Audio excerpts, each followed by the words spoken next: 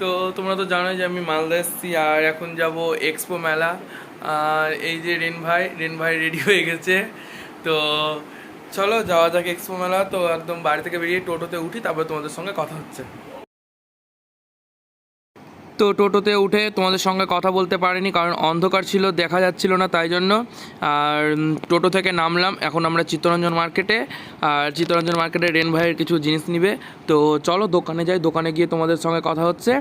তো চলে আসলাম দোকানে। আর রেন ভাই নিল গ্লুগান বন্দুকগুলা, কারণ একটা কাজ করবে ওই জন্য নিল ভাই। তারপরে হঠাৎ দেখি সামনেখানে ষাঁড়ের লড়াই, দুটো ষাঁড়ের। আর সবাই সেখানে ভিড় করে দেখছে, আর অনেকজন ষাঁড়ের লড়াইটাকে ছাড়ানোর চেষ্টা।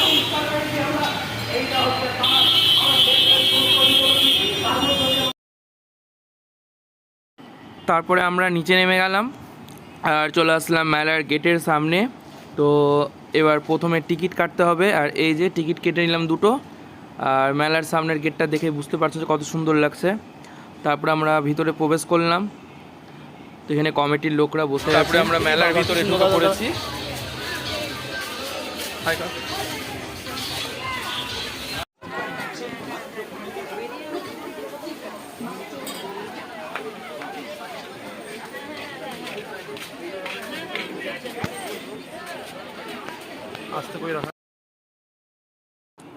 আমি আর রেন ভাই ভেবে এসেছিলাম একটু ব্রেক ড্যান্সে চাপবো, কিন্তু কি কারণ, হয়তো বৃষ্টির জন্য ব্রেক ড্যান্স, নাগরদোল্লা সব কিছু বন্ধ। বন্ধু আছে ওটাই।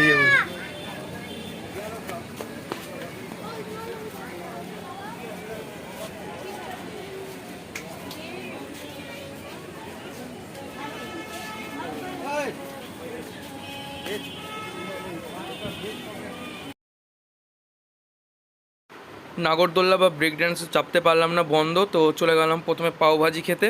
তো পাওভাজিটা খেয়ে নিই।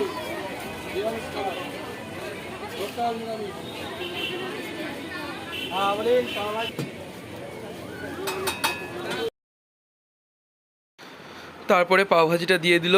তো এবার টেস্ট করে দেখা যাক কেমন হয়েছে খেতে। খেতে তো দারুণ হয়েছে। আর আমি একাই খাচ্ছি, কারণ রেন ভাই ডায়েট করছে, তাই রেন ভাই খাবে না। কি করব, রেন ভাইকে দেখিয়ে দেখিয়ে আমি একাই খাচ্ছি। তারপরে চলে গেলাম পাপড়ি চাট খেতে। আর এখানে এখন পাপড়ি চাট বানাচ্ছে।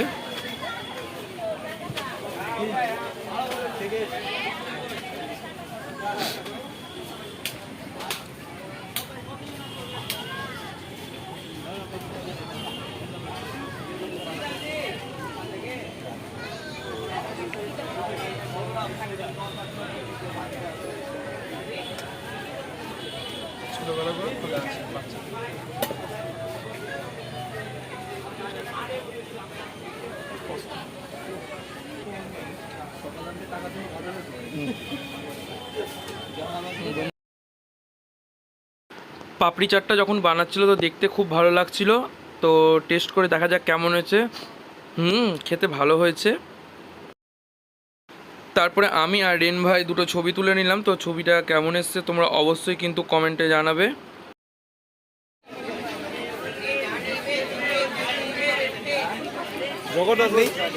জগন্নাথ। তারপরে সামনেখানে দেখলাম একটা কাপ প্লেটের খুব সুন্দর দোকান, আর এই দোকানের কাপগুলো দেখতে খুব সুন্দর লাগছে। তো আর এই যে সামনে ব্ল্যাক কালার যে কাপগুলো আছে, তো কাপগুলো দেখে খুব পছন্দ হলো। তো প্রথমে এই যে এই কাপগুলো, তো লোকটার সঙ্গে দাম দর করে নিলাম, করে আর দুটো কাপ নিলাম। তো একটা নিল রেন ভাই আর একটা নিলাম আমি। তো দুটো কাপ নিলাম, আর ওই যে এখন প্যাক করে দিচ্ছে। আর রেন ভাই সামনে কি নিয়ে চলে এসেছিলো, ওই জন্য দেখা যাচ্ছিলো না। এই যে হয়ে গেল, ক্যারিতে দিয়ে দিল।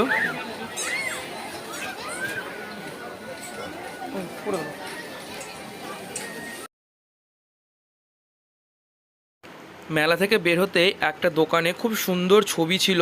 তো ছবিগুলো দেখছিলাম, আর ছবিগুলো কি সুন্দর ফ্রেমে বাঁধানো ছিল, দেখে একবারে মন ভরে যাচ্ছিল। কিন্তু সব থেকে বেশি ভালো লাগছিল এই যে এখানে রাধাকৃষ্ণর সঙ্গে অষ্টসখীর সঙ্গে যে কৃষ্ণ বসে আছে, এটা দেখতে খুব সুন্দর লাগছিল। তারপরে চলে আসলাম আমরা আচারের দোকানে, যেখানে চকলেটও ছিল। তো এখান থেকে আমরা একটা এখন চকলেট নিয়ে নিলাম, কারণ রেন ভাই তো আগেই বলেছি যে ডায়েট করতে, তাই রেন ভাই চকলেটটা খেলো না, আর আমি একাই খেলাম। তো চকলেটটা ছিল মোটামুটি খেতে, খুব একটা ভালো লাগেনি আমাকে। আর মেলাতে যেহেতু একদমই ভিড় ছিল না, একদম মেলাটা মোটামুটি ফাঁকা ছিল, তাই জন্য আমরাও তাড়াতাড়ি একটু মেলা দেখে বেরিয়ে গেলাম, কারণ ভিড় না থাকলে যা হয় বুঝতেই পারছেন। তারপরে চলে আসলাম আবার পাড়ার দোকানটাতে।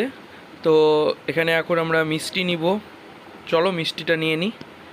আর রিন ভাই বললো এই লাল মিষ্টি নেওয়ার জন্য, কারণ এখানে অনেক রকমের মিষ্টি ছিল, তো রিন ভাইকে এই লাল মিষ্টিটাই ভালো লেগেছে। সে খাবে না কিন্তু তার পছন্দ এই মিষ্টিটাই।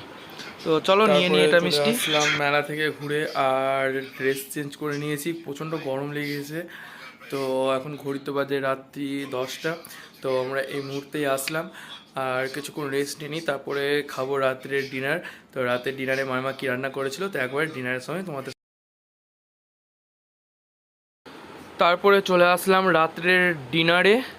তো রাতের ডিনারে হয়েছিল, মাইমা রান্না করেছিল রুটি, আলু পটলের ভাজা, ডাল ফ্রাই, আর এখানে ছিল মাছের ঝোল। আর এই যে এখন এখানে মিষ্টি যে নিয়ে এসেছিলাম সেই মিষ্টিটা, আর মাইমা এই যে আমাকে প্লেটে এখন মিষ্টিটা দিয়ে দিল। আজকে